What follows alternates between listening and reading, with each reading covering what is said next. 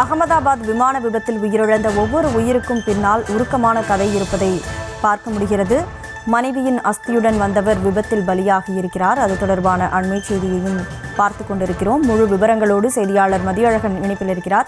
மதியழகன், வணக்கம். 242 பேர் பயணித்த இந்த விமானம் விபத்துக்குள்ளானதில் 241 பேர் உயிரிழந்திருக்கிறாங்க. ஏற்கனவே நம்ம குறிப்பிட்டதுபடி ஒவ்வொருத்தரும் ஒவ்வொரு கனவுகளோட ஒவ்வொரு பொறுப்புகளோட அந்த விமானத்தில் பயணிச்சுட்டு இருந்தாங்க. இவங்க ஒவ்வொருத்தருக்கு பின்னாடியும் ஒரு உருக்கமான கதை இருக்குது. தற்போது சில விஷயங்கள் நமக்கு தகவல்கள் கிடைக்கப்பெற்றிருக்கு. அது தொடர்பான கூடுதல் விவரங்களை நீங்கள் பதிவு செய்யலாம்.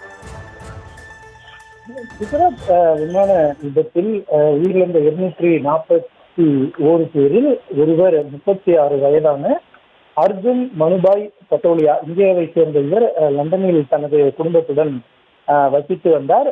சில நாட்களுக்கு முன்பு இவரினுடைய மனைவி பாரதி பென் உயிரிழந்திருக்கிறார். அவர் உயிரிழப்பதற்கு முன்பாக தனது கணவரிடம் தனது கடைசி ஆசை ஒன்றை சொல்லியிருக்கிறார். அதில் தாம் உயிரிழந்த பிறகு தனது அஸ்தியை தனது கிராமத்திற்கு கொண்டு சென்று நர்மதா ஆற்றில் கரைக்க வேண்டும் என்ற ஒரு தனது ஆசையை வெளிப்படுத்தி இருக்கிறார். மனைவியினுடைய ஆசையை நிறைவேற்றுவதற்காக சில நாட்களுக்கு முன்பாக அர்ஜுன் மனுபாய் குஜராத் வந்திருக்கிறார். அங்கிருந்து அவர் வடியா, அம்ரேலி மாவட்டத்தில் இருக்கக்கூடிய வடியா என்ற கிராமத்திற்கு சென்று அங்கு நர்மதா ஆற்றில் மனைவியினுடைய அஸ்தியை கரைத்த பின்னர் நேற்று அந்த விமானத்தில் அவர் லண்டன் புறப்பட்டு இருக்கிறார். புறப்பட்ட அந்த விமானம் தான் நேற்று விபத்தில் சிக்கி இருக்கிறது.